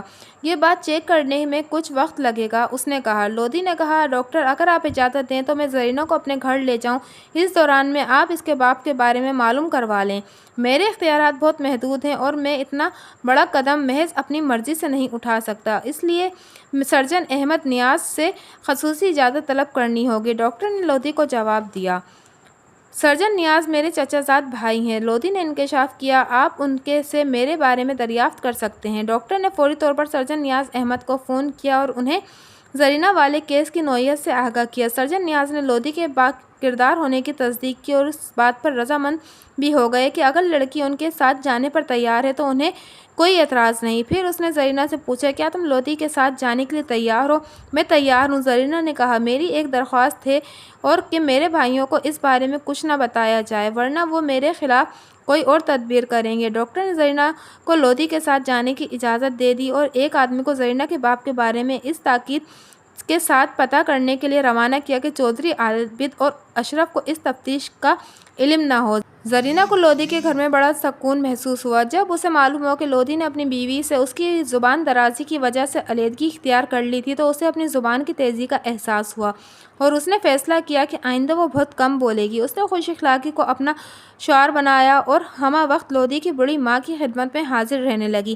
2 مہینے کے بعد لودھی نے ماں کے حکم پر زرینہ سے شادی کر لی۔ زرینہ چونکہ ایک ہولناک تجربے سے نکل کر آئی تھی، اسی لیے اس کے اندر زبردست تبدیلی پیدا ہو چکی تھی۔ اس نے اپنی خوش اخلاقی اور خدمت سے پورے سسرال کا دل جیت لیا۔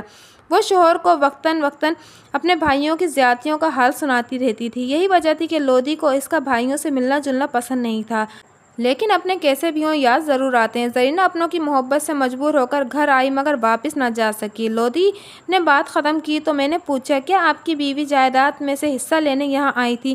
ملک صاحب، ہمیں جائیداد کی ضرورت نہیں تھی۔ زرینہ کو بھی جائیداد کا لالچ نہیں تھا، لیکن وہ اپنا حصہ چھوڑنے پر تیار نہیں تھی۔ اس کی دلیل یہ تھی کہ بھائیوں نے جائیداد کی وجہ سے اس پر ظلم کیا تھا، اس لیے وہ اپنا حصہ وصول کر کے رہے گی۔ میرا خیال ہے کہ اس نے بھائیوں کے ساتھ جائیداد کی بات ضرور کی ہوگی۔ میں نے لودھی کا تحریری بیان لے کر اسے رخصت کر دیا۔ اس نے اپنی بیوی کو قبر کے بارے میں پوچھا اور دوبارہ آنے کا کہہ کر رخصت ہو گیا۔ میں نے 9 درجن آدمی ساتھ لیے اور چودھری برادران کی گرفتاری کے لیے ان کی حویلی پہنچ گیا، مگر دونوں بھائی گھر پر موجود نہیں تھے۔ یا تو انہیں افتخار لودھی کی آمد کا علم ہو گیا تھا یا وہ اتفاقاً کہیں چلے گئے تھے۔ میں نے عورتوں کو ایک طرف کر کے پوری حویلی کی تلاشی لی اور ملازموں سے پوچھ گچھ کی تو پتہ چلا کہ دونوں بھائی دوپہر کے وقت کہیں گئے تھے اور یہ کہہ کر گئے تھے کہ مغرب کے نماز کے بعد واپس آ جائیں گے۔ حویلی میں عورتوں اور بچوں کے علاوہ چودھری عابد کا نوجوان سالہ بھی تھا۔ وہ لمبے قد کا خوش اخلاق نوجوان تھا اور ہمارے ساتھ ہر طرح کا تعاون کر رہا تھا۔ میرے استفسار پر اس نے اپنا نام جمال الدین بتایا اور یہ بھی بتایا کہ وہ اپنے بہنوئی چودھری عابد علی کی زمین پر نگرانی وغیرہ کے فرائض انجام دیتا ہے۔ میں نے پوچھا، کیا دونوں بھائیوں نے زمین کا بٹوارہ کر لیا ہے؟ ہاں جناب، یہ تو بڑی پرانی بات ہو چکی ہے۔ کتنی پرانی؟ زرینہ بی بی کے لاہور جانے کے بعد ہی دونوں نے زمین آدھی آدھی کر لی تھی، اس نے جواب دیا۔ پھر ہولے سے اضافہ کیا، زرینہ بی بی کے ادھر آنے کے بعد دونوں بھائیوں نے کچھ منہ ماری ہو گئی تھی۔ میں نے محسوس کیا کہ وہ کچھ بتانا چاہتا تھا۔ اچھا، بات کیا ہوئی تھی؟ میں قدرے تعامل کرتے ہوئے بولا، جناب میرا نام نہ آئے، چودھری اشرف آدمی ذرا اوکھا قسم کا ہے۔ فکر نہیں کرو، میں اسے ایک طرف لے گیا۔ اس نے ادھر ادھر دیکھا اور ہولے سے بولا، زرینہ بی بی نے آتے ہی اپنا حصہ مانگ لیا تھا اور قانونی کارروائی کی دھمکی بھی دی تھی۔ اس نے لاہور میں کسی کھاتے پیتے آدمی سے شادی کر لی تھی اور بڑے روب داب سے بات کرتی تھی۔ چودھری عابد آدمی سمجھدار ہے، اس نے کہا کہ مقدمے بازی میں سب کا نقصان ہوگا، اس لیے زرینہ بی بی کا حصہ دے دینا چاہیے، لیکن اشرف علی راضی نہ ہوا۔ اس بات پر دونوں بھائیوں میں بڑی تتکار ہوئی۔ اس کی بات کچھ معقول معلوم ہوئی تھی۔ چھوٹا بھائی غصے کا خاصا تیز تھا۔ اگر چودھری عابد بہن کو حصہ دینے پر تیار ہو گیا تو پھر اس کی پوزیشن صاف تھی۔ میں نے جمال الدین سے کہا، میں تمہاری بہن سے 2-4 باتیں پوچھنا چاہتا ہوں، اسے بیٹھک میں بلا لو۔ اس نے بیٹھک کا دروازہ کھلوایا اور اپنی بہن یعنی چودھری عابد کی بیوی ولایت بیگم کو بلا لیا۔ ولایت بیگم نے بھورے رنگ کی شال اوڑھ رکھی تھی اور قدرے بھاری جسم کی عورت تھی۔ میں نے کہا، مجھے پتہ چلا ہے کہ تمہاری نند باپ کی جائیداد میں اپنا حصہ لینے یہاں آئی تھی، مگر تمہارا خاوند اور دیور اس کا حصہ دینے پر تیار نہیں تھے۔ نا جی، میرے خاوند کی بات نہ کریں، وہ تو بڑا شریف اور سیدھا آدمی ہے۔ اس نے ایک دفعہ بھی زرینہ کا حصہ دینے سے انکار نہیں کیا تھا۔ ہر دفعہ میرا دیور ہی اڑنگا لگاتا ہے۔ اس دفعہ تو دونوں بھائیوں کی لڑائی ہو گئی تھی۔ میرا خاوند زرینہ کو حصہ دینا چاہتا تھا مگر اشرف نہیں مانتا تھا۔ اس پر دونوں میں ہر روز جھگڑا ہوتا تھا۔ میں نے پوچھا، آخر دن کیا ہوا تھا؟ مجھے کیا پتا، ہم تو اپنے کمرے میں سو گئے تھے، ولایت بیگم نے جواب دیا۔ میرا مطلب ہے میں نے اپنے بچوں کو لے کر سو گئی تھی۔ چودھری رات کو دیر سے گھر آیا تھا۔ کتنے بجے آیا تھا؟ میں نے گھڑی نہیں دیکھی تھی، پر یہی کوئی 9 ساڑھے 9 بجے آیا ہوگا۔ اس وقت تمہارا دیور کہاں تھا؟ ولایت بیگم نے سوالیہ نظر سے اپنے بھائی کی طرف دیکھا، جیسے پوچھ رہی ہو کہ بتاؤں کہ نہ بتاؤں۔ سوچتی کیا ہے؟ جمال الدین نے کہا، جو کچھ تجھے معلوم ہے وہ بتا دے۔ تھانے دار صاحب نے وعدہ کیا ہے کہ ہمارا نام بیچ میں نہیں آئے گا۔ ولایت بی بی دھیمی آواز میں بولی، ہم 8 بجے بستر پر لیٹ گئے تھے۔ اس وقت زرینہ کے کمرے سے کچھ گھٹی گھٹی سی آوازیں آ رہی تھیں۔ شاید میرا دیور اور دیورانی زرینہ کو سمجھا رہے تھے۔ گھٹی گھٹی آوازوں سے تمہارا کیا مطلب ہے؟ ایسی آوازیں آ رہی تھیں جیسے کوئی آواز روک کر کھانسنے کی کوشش کر رہا ہو۔ میں نے اسے اشارہ دیتے ہوئے کہا، کیا جیسے کسی کا منہ دبایا گیا ہو، وہ سانس لینے کی کوشش کر رہا ہو؟ جی ہاں، یہ بھی ہو سکتا ہے۔ تم نے یہ بات اپنے خاوند کو بتائی تھی؟ بتائی تو تھی، پر اس نے بات ادھوری چھوڑ دی۔ ظاہر ہے تمہارا خاوند اپنے بھائی کے خلاف کیسے منہ کھول سکتا تھا؟ میں نے کہا، بہرحال تم نے بڑا اچھا کیا، یہ سب کچھ مجھے بتا دیا، اب ہمارا کام آسان ہو جائے گا۔ میں نے وہیں بیٹھے بیٹھے ان کا بیان لکھا اور ان پر انگوٹھا لگوا لیا اور اس کے بھائی سے بطور گواہ کے دستخط بھی کروا لیے۔ اس دوران میں نے محسوس کیا کہ بند دروازے کی دوسری جانب کوئی موجود تھا اور ہماری باتیں سننے کی کوشش کر رہا تھا۔ یہ اشرف کی بیوی ہی ہو سکتی تھی۔ یہ کارروائی مکمل کرنے کے بعد میں نے 2 سپاہیوں کو حویلی کے باہر متعین کر دیا اور باقی سپاہیوں کے ہمراہ واپس روانہ ہوا۔ تب بھی گلی کے کونے پر 2 گھڑ سوار نمودار ہوئے۔ ASI اس طرف اشارہ کرتے ہوئے بولا، یہ چودھری عابد اور اس کا بھائی لگتا ہے۔ اس کے اشارے کے ساتھ ہی ایک گھڑ سوار واپس مڑا اور ہماری نظروں سے اوجھل ہو گیا۔ دوسرے گھڑ سوار نے اپنے گھوڑے کی باگیں کھینچ لی اور تذبذب کے عالم میں ہماری طرف دیکھنے لگا۔ اس وقت شام کا دھندلا پھیل چکا تھا اور دور سے آدمی کو پہچاننا خاصے مشکل تھا۔ ہم آگے بڑھے تو دیکھا کہ گھڑ سوار چودھری عابد تھا۔ ہمارے قریب پہنچ کر وہ گھوڑے سے اتر آیا۔ میں نے پوچھا، تمہارا ساتھی کون تھا؟ ایک دوست تھا، اس نے جواب دیا۔ اس کا میرا یہیں تک کا ساتھ تھا۔ مجھے شک گزرا کہ دوسرا گھوڑ سوار اس کا بھائی اشرف تھا، لیکن کوئی یقینی ثبوت نہ ہونے کی بنا پر میں نے اپنے شک کا اظہار نہیں کیا اور چودھری عابد سے کہا کہ اسے ہمارے ساتھ تھانے میں جانا ہوگا۔ بات کیا ہے جناب؟ اس نے جاننا چاہا۔ آپ مجھے تھانے کیوں لے جانا چاہتے ہیں؟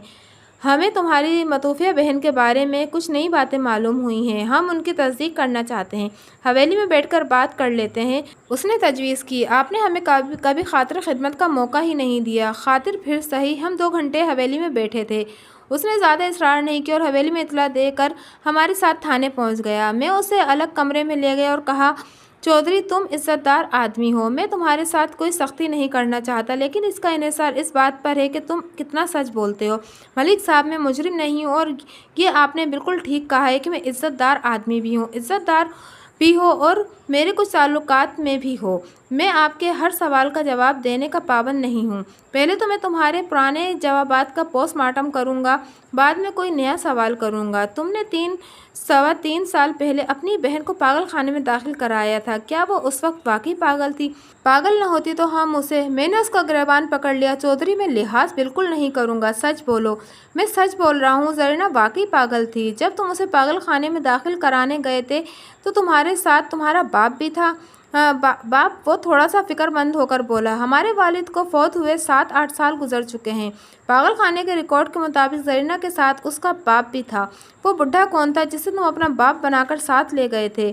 وہ میرا سسر تھا۔ پاگل خانے والوں نے غلطی سے اسے میرا باپ سمجھ لیا ہوگا۔ پاگل خانے میں سب پاگل نہیں ہوتے چودھری، تمہاری معصوم بہن پاگل نہیں تھی، تم دونوں بھائی پاگل ہو گئے تھے۔ تھوڑی سی جائیداد نے تم دونوں کو پاگل کر دیا تھا۔ یہ بتاؤ کہ زرینہ کتنا عرصہ پاگل خانے میں رہی تھی؟ یہی کوئی 3 سال۔ میں نے ایک زوردار تھپڑ اس کے منہ پر مارا۔ سچ بولو، جھوٹ بولنے کا وقت گزر چکا ہے۔ تم نے کہا تھا کہ زرینہ پر پاگل خانے میں مجرمانہ حملہ کیا گیا تھا، جس کی وجہ سے وہ حاملہ ہوئی اور اس نے بدنامی کے خوف سے خودکشی کر لی۔ تمہیں اپنی بہن پر بہتان لگاتے ہوئے شرم نہیں آئی؟ مم میں نے اندازہ لگایا تھا۔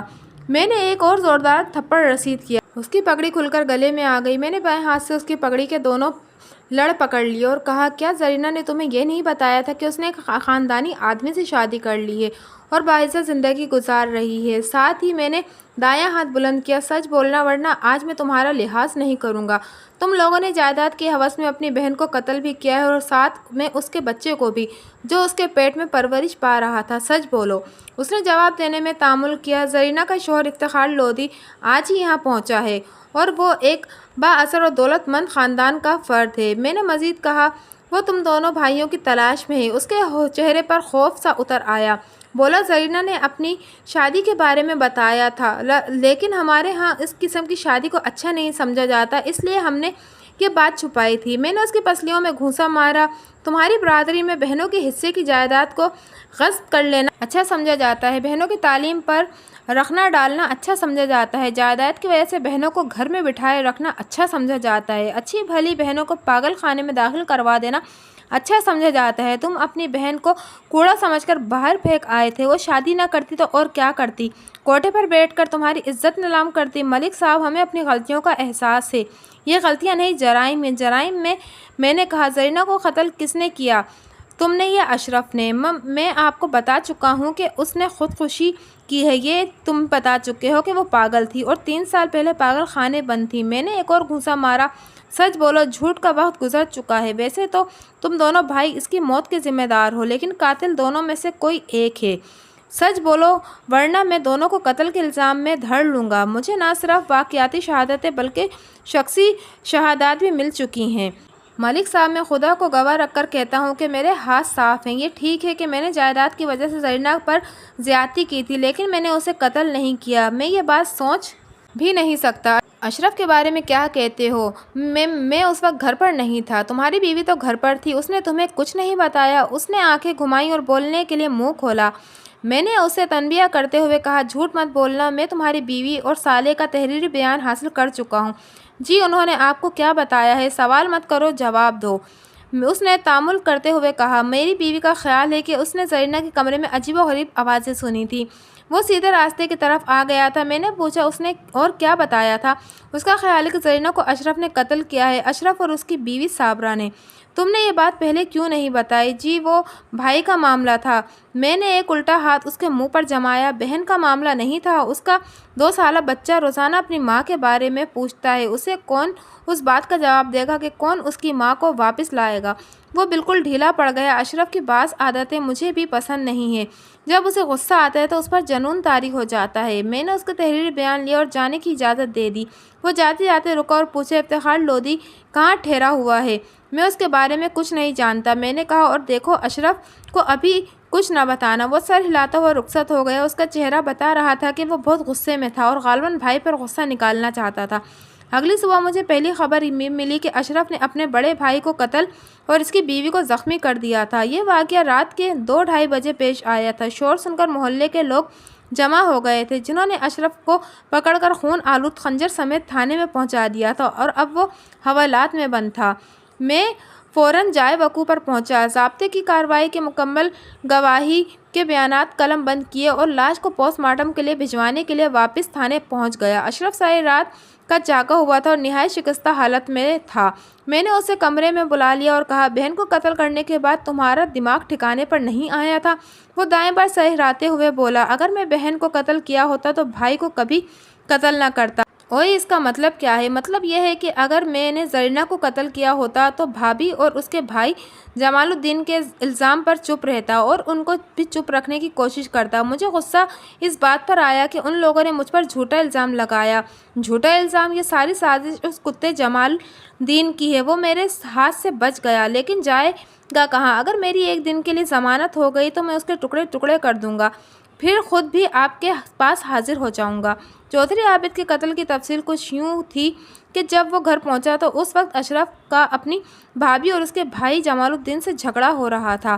چودھری عابد بھی اس جھگڑے میں خیر شریک ہو گیا اور اپنی بیوی اور سالے کی طرفداری करने लगा। बात लंबी होती चली गई, यहाँ तक कि आधी रात से ज़्यादा गुजर गई। फिर जमालुद्दीन के मुंह से कोई ऐसी बात निकल गई जिससे अशरफ को तेज आ गया। वो अंदर से खंजर निकाल लाया और जमालुद्दीन पर हमला आवर हुआ। विलायत बेगम दोनों के बीच में आ गई और ज़ख्मी हो गई। चौधरी आबिद बीवी को ज़ख्मी होते देखकर भाई पर चढ़ दौड़ा और बोला, बहन को कत्ल करने के बाद अब मेरी बीवी को भी कत्ल करना चाहते हो। ये सुनकर अशरफ आपे से बाहर हो गए और खंजर के पे दर पे वार करके भाई को ढेर कर दिया। जमालुद्दीन ने बाहर निकलकर शोर मचा दिया। लोग घरों से निकल आए और अशरफ को काबू करके थाने पहुंचा दिया। मैंने अशरफ से कहा, तुम्हारे भाई ने गुज़िश्ता रात ये बयान दिया था कि जरीना की मौत के वक्त वो हवेली में मौजूद नहीं था।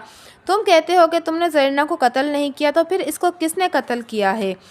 कत्ल किसने करना था? उसने खुदकुशी की थी। खुदकुशी वाली बात गलत साबित हो चुकी है।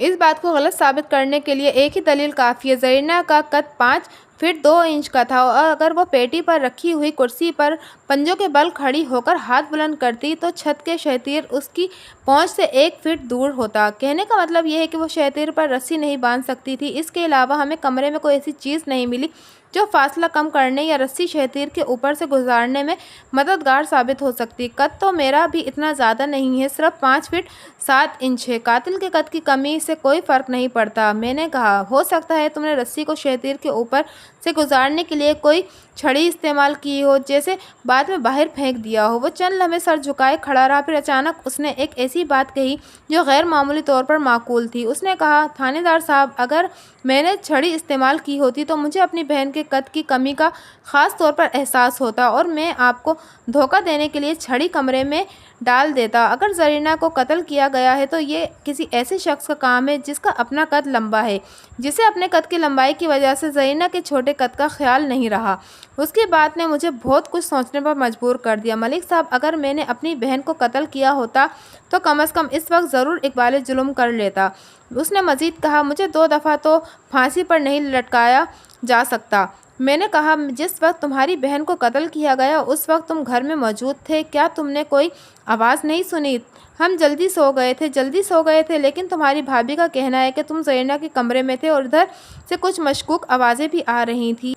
ये सारी आग उसी की लगाई हुई है जी। उस औरत ने हमारा घर बर्बाद कर दिया है। उस काम में उसका भाई भी शामिल है। उस रात मेरी जरीना से कोई बात नहीं हुई थी, बल्कि जब हम बिस्तर पर लेटे थे तो उस वक्त जरीना भाभी के कमरे में थी और वहाँ जमालुद्दीन भी मौजूद था। मेरे जहन में शक सा पैदा हुआ, क्या तुम्हें पूरा यकीन है कि उस वक्त जमालुद्दीन घर में ही था?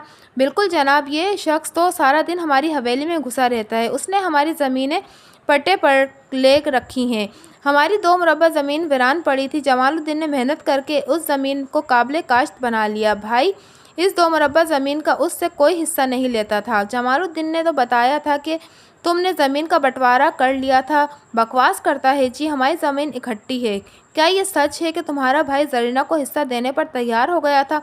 तैयार तो मैं भी हो गया था, लेकिन ज़्यादा मुखालफत मेरी भाभी ही कर रही थी, क्योंकि जरीना को हिस्सा देने से उसके भाई का ज़्यादा नुकसान होता। क्या मतलब? जरीना के हिस्से में तकरीबन 2 मुरब्बा आते। हमने सोचा कि अगर जरीना को हिस्सा देना ज़रूरी हो गया तो वो 2 मुरब्बा दे देंगे जो जमालुद्दीन के इस्तेमाल में थे। इन 2 मुरब्बों से हमें वैसे भी कुछ नहीं मिल रहा था। ये बात सुनकर मैं चौंका। मैंने पूछा, जमालुद्दीन का कद कितना है? 6 फीट 2-3 इंच, ज़्यादा ही होगा, उसने जवाब दिया। फिर चौंक कर बोला, यकीनन यही बात है। ये सारा किया धरा जमालुद्दीन का है। जमालुद्दीन बड़ी मुश्किल से हाथ आया था। हमने पूरे 5 रोज़ तक उसकी तलाशी में छापे मारे, तब कहीं जाकर वो हमारे हाथ आया। मैं उसे पूछगछ वाले कमरे में ले गया और दोस्ताना अंदाज में पूछा, जमालुद्दीन, तुम कहाँ गायब हो गए थे? मैं जी चौधरी अशरफ के डर से छुप गया था।